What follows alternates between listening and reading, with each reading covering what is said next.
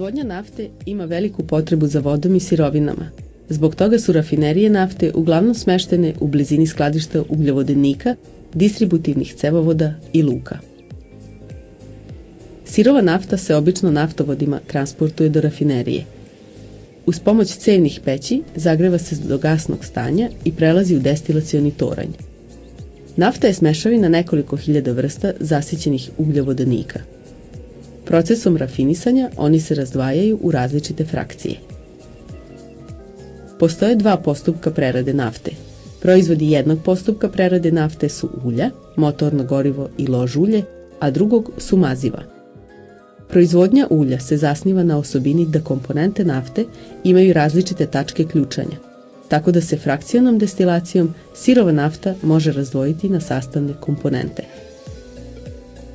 U destilacionom tornju para protiče ulaznom putanjom, a tokom vremena počinje da se hladi. Kad pojedine komponente dostignu svoju tačku ključanja, one se kondenzuju i u tečnom stanju se skupljaju u posude postavljene na tornju.